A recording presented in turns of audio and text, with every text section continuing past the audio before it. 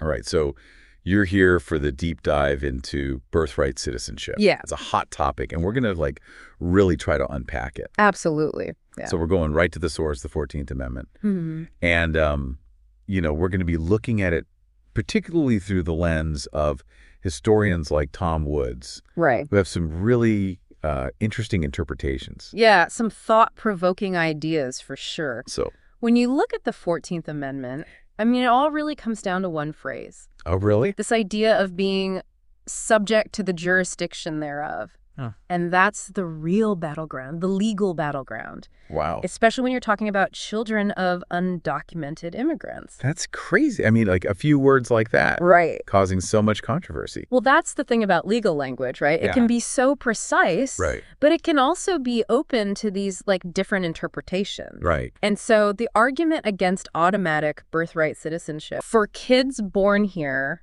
to parents who are undocumented Yeah. really boils down to that jurisdiction clause. Okay. Because they're saying, look, these folks, they're not fully under U.S. jurisdiction. Right. They're ultimately subject to their home countries. I see, but wouldn't that apply then to Mm-hmm. children of tourists or students here legally? Right. Wouldn't that cause a whole other can of worms? Yeah, you're getting at a really crucial point. Yeah.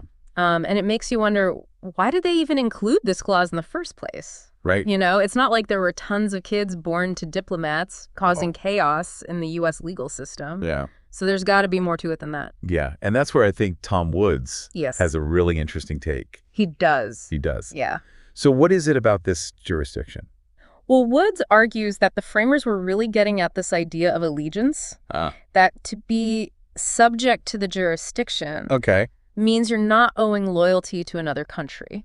Oh, that's interesting. So it's not just being physically present here. It's about where your ultimate allegiance lies. And to kind of really see that, Yeah. we could look to Senator Howard himself, Absolutely. the guy who actually wrote the citizenship clause. Right. The man himself. He said it wouldn't apply to foreigners, aliens, Mm-hmm. but would to every other class of persons. Right. So he's very clearly drawing a line there Yeah. about who's in and who's out. Totally. And then you've got Congressman Bingham. Yes, the father of the 14th Amendment. He specifically said that for birthright citizenship, Right. parents couldn't owe allegiance to another country.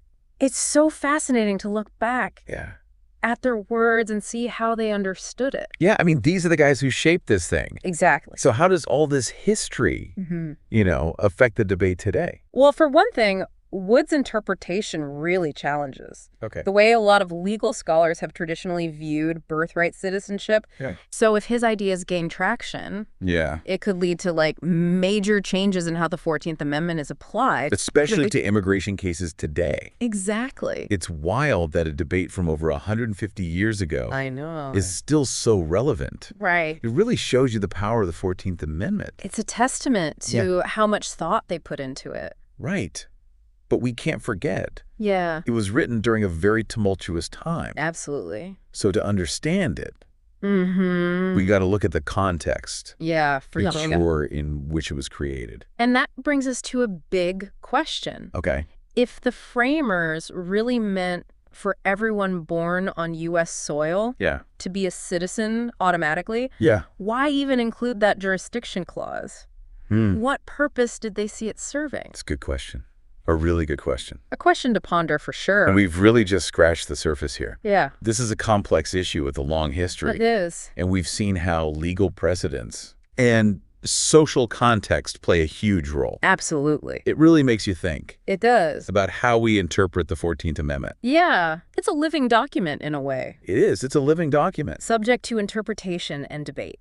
And we'll keep digging into that For sure. in future deep dives. Sounds good. Thanks for joining us. Thanks for having me. Until next time. Yeah, see you later.